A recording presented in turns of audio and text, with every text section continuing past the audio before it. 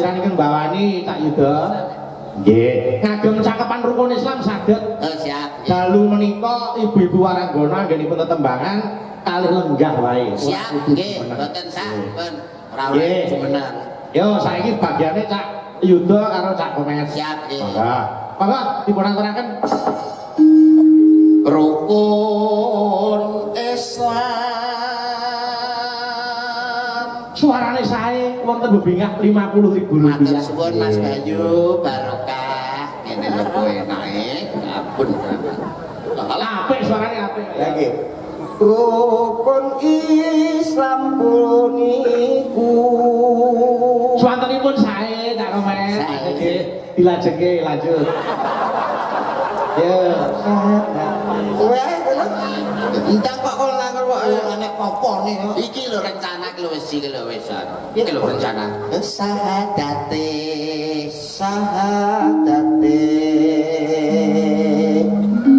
kang angka siji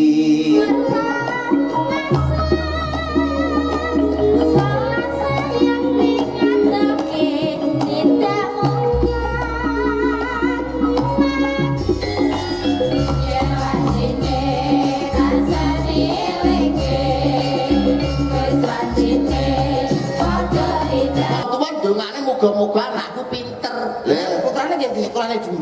Lah iya lho. Oh ya ben anu kudu dadi wong sing hebat, wong sing pinter. Kok padha bangga-bangga to. Piye nek ora bangga wong duwe anak pinter. Anak pinter kok ora bangga. Nih. Kula ngomong mboten sekedar ini ada melalui survei. Surveimu kuwi Melalui survei sing sampeyan nyekolah anak pinter getun sampeyan. Kok iso getun? Kowe to percaya aku. Aku wis melalui survei BMKG. Ora ngurusi perkara gempa. Niku. Piye. LSI Lembaga Survei Indonesia. Lah, itu sudah melalui survei. Piye kowe? Anak itu paling tidak kalau menurut saya paling tidak punya 3. Oh, di anak 3. Loro sesuai program pemerintah. Itu kalau program pemerintah, keluarga bercelana berencana. Bisa direncana nek gak katokan mrene panggah daji to niku kok. Iya. Lah iya, sing anak kudu duwe 3, minimal harus 3. Kok bisa Mas? Karena tujuannya sekolah dipinterno anak iki mau sing loro. 1 dan nomor 2. Nomor 3 iki goblokean. kuwi jenenge ya pilih kasih no. Ban cinde, ban silakan. Sebagai orang tua tidak boleh pilih kasih, semua harus mendapatkan cinta kasih yang sama, tresno sing padha. Nggih, ini ada penjelasannya.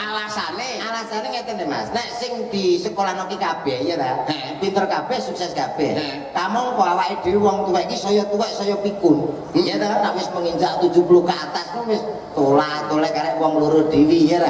Nek sekolah pinter anak-anak iki berhasil nang kono dadi guru begitu. Nang Jakarta dadi pegawai pajak, polisi nang Surabaya. Karek dhewe nang omah tolak ya ta. Dhewe ra ono sing ngopeni awake dhewe. Lah terus nek digoblokne sih tak goblokne siji lah kuwi sing gak dadi apa nang omah nunggone awake. Sing ngopeni. Oh, lah dulurmu pira ta, Mek? 3. Lah sing siji nang ndi? Siji nang pajak nggone Surabaya. Sing nomor 2 dadi pegawai BUMN Jakarta. Lah sing nang omah? Aku. Berarti sing digoblok. Oh iya, sing goblok. Oh sing kene ning omah dhek kok. Berarti sing goblok dhek. Sing goblok kowe berarti. Berarti lagi kroso. Berarti aku. Berarti wong duwe program dhewe kok nek iso ngrasak. anak iki dipinterke. Nggih. Aku kan duwe anakmu kan di sekolah. Sekolah ben apa? Ya ben padha karo kanca-kancane. Lho.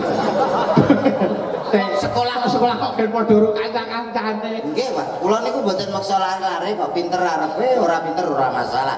Sing penting sugih. Lho. Wis. Nggih, Pak Bu nggih. Kula dongake mugi-mugi sedaya sugih Allahumma. Amin. Oh gak maksudnya dengan pinter, dengan kemampuannya, dengan skillnya akhirnya nyambut gawe iso nglumpukne duit akhirnya dadi wong sugih.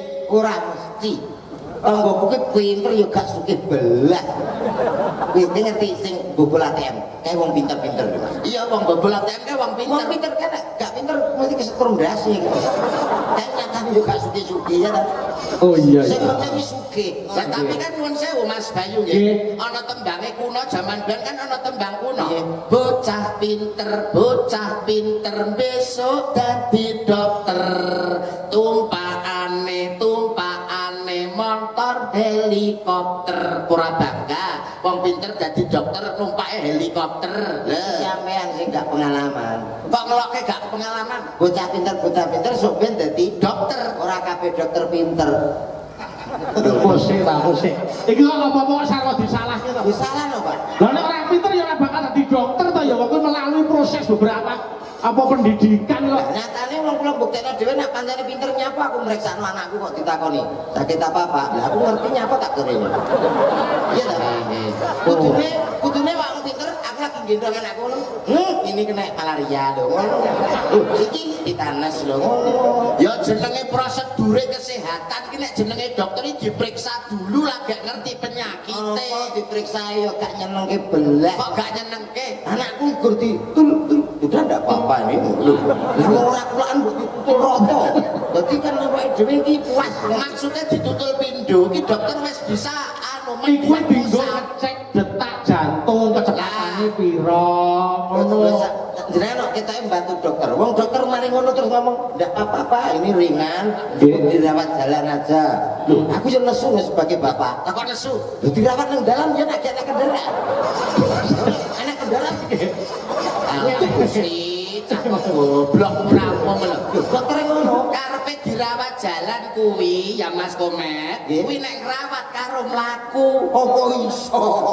Masang impus puntal pil. Ayo, Dek. Ayo kok. Kamu kok berat terus ya? Ora iso lho, Mas. Ya aja kaget Mas Yuda.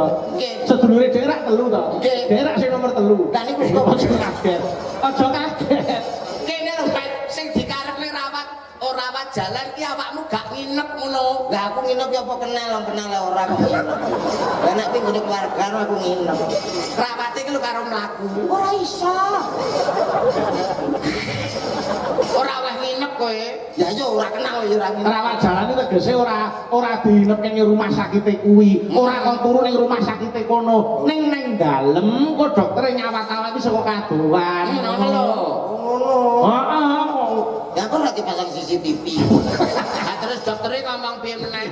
Dokternya ngomong piye meneh? Aku mari ngono periksa. Nggih. Apa kowe? Lah kok iso kuwemeru to? Kok dokter kok kemeruh pancen dokter ki yo ngerti. Ini Bapak usianya berapa? 40. Bapak suka makan kambing? Ya. Enggak boleh, Pak. Loh, kok kau wong aku tuku-tuku dhewe ya. Enggak begitu. Maksudnya dokter ki kok ora ngono. Ora kok yo aku ngerti nek kuwi dhuwit-dhuwitmu dhewe lek tuku-tuku dhewe aku ki ngerti. Tak suwamet bisa nek wis suwe. Wenenge. Nesu aku nesu. Aku ki nesu. Ayo ngomongnya terus ngene kok. Enggak boleh, Pak. Itu anu kambing mengandung kolesterol ngono. Lah betul gitu Mas. Ayo Bayu. lo gimana? Saya Yang ora cocok. kuat yo sirahe nyelu wong mengandung kolesterol kok. Pendapat dokter saya sangat setuju karena kambing itu memang mengandung kolesterol. Bener betul kuwi. Ya sampean ya padha karo doktere. Lah kok iso? Loh, kambing ket yen iki mengandung cempe. Oh, kambing kok mengandung kolesterol ya? Lah nek takon kolesterolnya metu pira, Lek? Kale lanang karo wedok. Enggak, maksudnya bener gitu.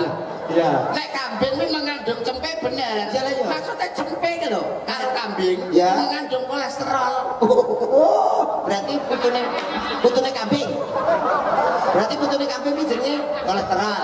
Daging kambing Iya, iya. kuwi ana kandungane. Nek makan banyak, Ya. itu nanti bisa kena kolesterol, akhirnya darah tinggi terus stroke. Berarti kakan daging. Iya, Lah macan kan bedino pangane daging kok ya ora stroke. Ora. wong nek ora pengalaman, wong nek ora pengalaman. Menungso nek kakek mangan daging stroke. Stroke. Macan nek kakek mangan daging stroke parah Mas Malan. Kandhane kuwi nyayal maido kuwi. Macan ke stroke malah parah. Kok so parah? Mlakune ngantek ngene lho. Coba nek ora aku kan malah dhek iso mlaku. Sikil gandeng Ngadeg enak. gandeng dhek kolesterol, kok kan makan dhek mlakune berangkat. Brangkang Pomo. parah ke stroke. Macan mlakune ngadeg paling enek macan tos. Basa filosofi yang baik untuk pondok pesantren Gontor sedikit kata mutiara kanggo sampean. Nggih. Angsal ta, Mas? Monggo. Boleh. Saya mboten atekis kula kok ngurui napa kula keminter. Ning saderengipun filosofi menika dereng nate ditemukan di mana-mana. Weh, temuan baru. Urung ditemukan arep mbok omongne iki lho. Lah yo iki golek. Oh, kono yo duwe ada. Iya. Nggih. Jadi tidak usah orang hidup tuh perlu mencontoh filosofi yang satu ini. Ada 3 filosofi yang bisa kita ambil dari nama-nama setan. Loh, setan. kok setan tok gorene iki. Ya wis pas Mas nek setan ngomong setan iki ya wis pas. Maksudnya jangan tai ngono Mas, iki kan ambil filosofinya. Dari sisi baiknya. Sisi baiknya. Mengambil filosofi dari sisi baiknya setan. Apa baik? Ada tuyul, ada kuntilanak, terus dan pocong. Yang pertama filosofi tuyul. Yang pertama setan gundul. Nek gak gundul aja dadi setan. Alah iki lho. Setan gundul kawan tuyul mengandung filosofi bahwa marilah kita hidup mandiri iso golek duit mulai sejak kecil. Oh iya. Kabeh iki ana sisi baik, ana sisi buruknya. Sisi baik. Tinggal bagaimana kita melihat. Sikapi sejak dini sejak kecil bisa mencari uang sendiri, berdikari atau mandiri. Hebat iki nek tuyul. Yang kedua ada kuntilanak. Filosofinya apa nek kuntilanak? Filosofinya kita harus meniru bahwa dalam keadaan senang maupun susah tetap guyu. Oh iya. Tetap kita bahagia. Wah, filosofinya masuk Mas. Hebat tenan. Terus sekarang terakhir pocong mengajarkan kita semua untuk hidup selalu sederhana. Artinya pocong iki kan biyen mulai biyen nganti saiki kan nganggone putih, gak nganggo rena giwang ya gak gawe. Sampeyan tau teman pocong nganggo merah putih napa mana? Apa nganggo batik kan ya gak putih. Aku ngono ya. Hah iki neh. Oh iya. Mengajarkan tentang kesederhanaan walaupun banyak pakaian tapi pakaian yang terakhir tetap pocong. Hebat. Apa nek pun tompon ya apa lah modelmu kaya arek ngomong ngene mau ya nek wis ayo sakniki diselingi tetembangan. Oke, siap. Niki kula tak ngaturake lagu yang bernapaskan agama Islam judulipun Kidung Cak Yuda kalih Cak Komeng. Siap. Nggih, ayo sakniki kula dipun tinting jandang gula njenengan bawani Cak Yuda. Nggih, ngagem cakepan rukun Islam saged. Siap. Dalu menika ibu-ibu waranggana anggenipun tetembangan kalih lenggah wae. Siap, nggih, mboten sampun. Ora oleh jumeneng. Yo saiki bagiane Cak Yuda karo Cak Komeng. Siap, nggih. Monggo dipun aturaken rukun Islam. Suarane sae wonten bebingah 50.000 rupiah. Matur suwun Mas Bayu, barokah. Ngene lho kowe enake. Ampun. Kowe kok pasti gak iso. Kang limo puniki Suatanipun hebat, monggo mereka wonten 50.000 Mas Bayu. Nggih, jan awake nek bejo ora kaya apa. Mas Bayu dono wewek ya. Iya. Monggo. Kating dakno mring para somo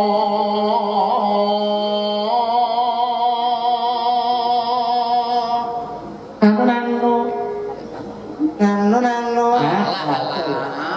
Alah. Kuwi Cak Yuda. Bagianku. Aja padha ditinggalke.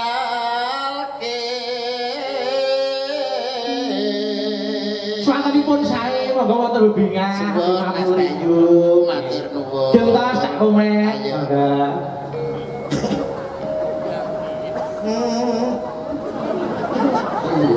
Nah, gitu banget. Kita. Lumpuh, kok tak kok ngene lho, Pak. Rukun karepmu. Kok Kok rukun karepmu ki lho lambemu ki lho jebles ae. Rukun Islam puniku. Nah, ayo. Suaraku ya. Apik suarane apik. Ya nggih. Rukun Islam puniku. Swantenipun sae Cak Komen. Nggih, dilajengke lanjut. Ya. Kowe entang kok kok nek popone iki lho rencana iki lho wis iki lho wis. Iki lho rencana. Sahadate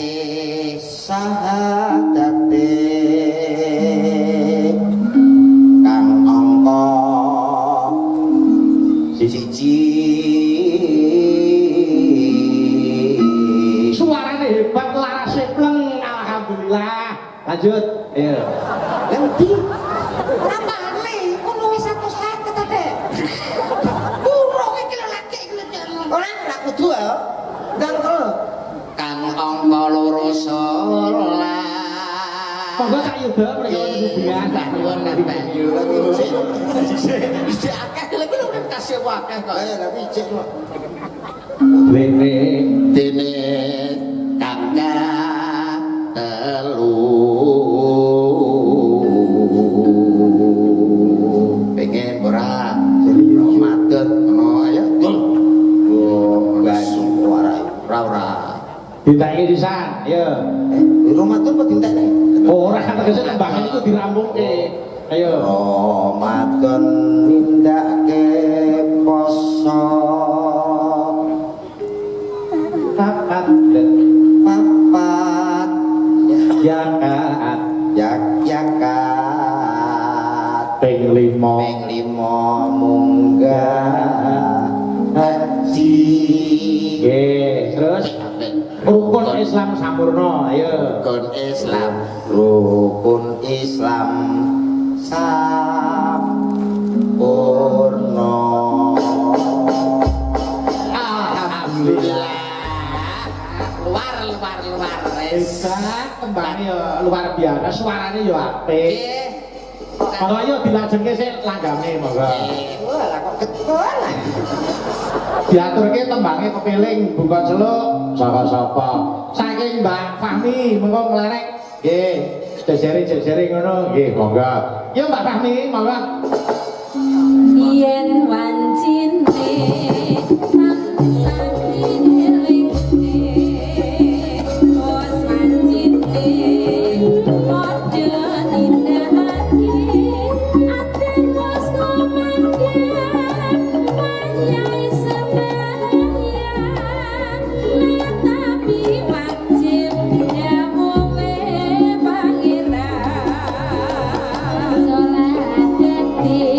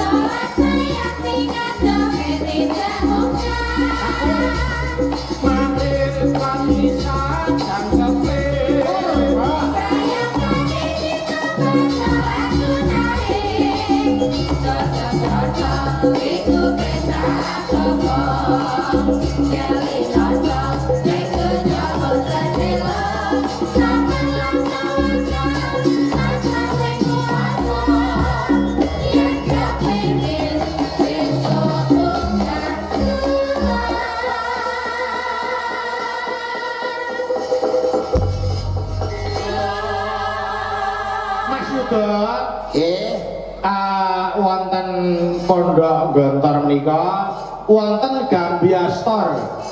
Gambia Store menika menyediakan semua kebutuhan keseharian. Nggih, wonten Pujasera, wonten ATK utawi wonten fashion niku hasil saking para santri sedaya. Nggih. Terus UMKM Gontor nggih wonten.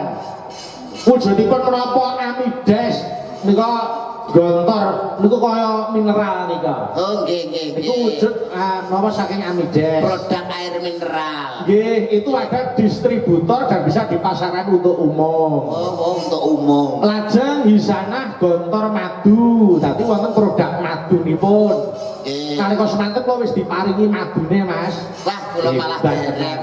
Kula derek. Oh, dia derek. Derek. Nggih. Terus Hisanah Gontor bakre itu kangge roti.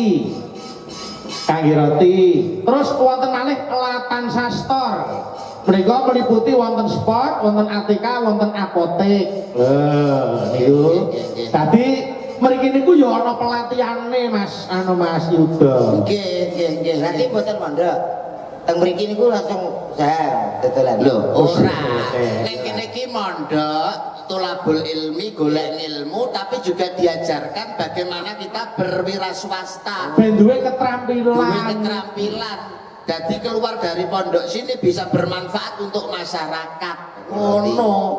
Apa kok bakul roti piye kowe iki? Keluar dari sini Ya bisa bermanfaat untuk Nggih, masyarakat. upama dodolan ya dodolan sing halal. Tur dasare mriki sampun wonten Universitas Darussalam Gontor utawi Unida Mas Yuda. Nggih. Prioritas ini tahun ini fakultas kedokteran. Tur dasare pun terakreditasi unggul. Wah, Wis wah, wah, wah. arep kurang kepiye saiki? Ayo. Ono kok ngelokke nek jare dokter ora pinter, nyatane kene iki lho wis terakreditasi unggul pisan. dokter kene. Lho kok dokter kene ning ndi wae nek jenenge dokter ki ya padha wae. Terus wonten malih Gas Gontor Auto Service niku untuk bengkel mobil dan kendaraan. Lho kuwi. Otomotif ngantos dugi bengkel nggih wonten. Nggih wonten. Super lengkap, Leres. Mulane pun pas pun trep nek gadah putra dipondokke utawa sinau belajar wonten pondok pesantren Gontor, wis apa kuwi wis pas ya Mas Komet. Anakku tak pondok rene Ya iya ya kudu ngono anakku ya tak pondokke mrene. loro karo kayak kene. Heeh, lah terus kowe? Oh, gak sedo sing goblok nih. Gak. Lah apa ora sida? Aku kaya aku. Ya ora kok ya. Ngono kok. Mulane nuwun sewu nek jeneng awake dhewe belajar dengan Nggih. sinau kan bisa merubah kehidupan. Nggih. Awit nuwun sewu roda kehidupan iku lak berputar gitu Mas. Leres. Roda itu berputar loh Mas Komet. Ya ning ora kabeh. Lho kok ora kabeh piye wong roda itu berputar. Lah ban serep kae ya ora. Ban serep ya nenggon meneng. Enggak, sing tak karepne iki roda dunia iki lho, roda dunia. Dunyo dudunya ki nek rodane ta, Pak? Kulo iki wah, iki nek kadung roda dunyo bocor piye kowe? Piye ta? Bayangno aku angen-angen kuat tuh. Badhe nambahne roda dunyo. Ora kok secara fisik wujud Aja banget ora. aja mbok mangan tah ngono kuwi lho Mas Komet. Sing tak karepne wong urip ning alam donya ki kan wong sinawang. Nggih. Kowe nyawang aku nyawang kowe ngono lho. Oh. Piye? Kok terus mlepak piye? Lah terus iki Sawang tak culek sampeyan mripat. nyawang aku nyawang kowe. Tak culek mripatku lho kok iso. Kok keliru ae. Maksud iki kadang kala awakmu ki sok ning ngisor, sok ning dhuwur. Oh lah ngono kan kadang-kadang pancen iya. Aku wis sering dhuwur aku. Ya aja sok ning loteng terus, ya sok ning ngisor. Engko nek ning omah tingkat dhuwur ya ora iso ngerti sing ning ngisor iki kepiye ngono lho. Nggih, selamat. Sengengesan rumah saku. Ayo sik balik pelok. Nggih. Aku tak nyuwun nek no dipun sekaraken dandang gula Nyidam Sari.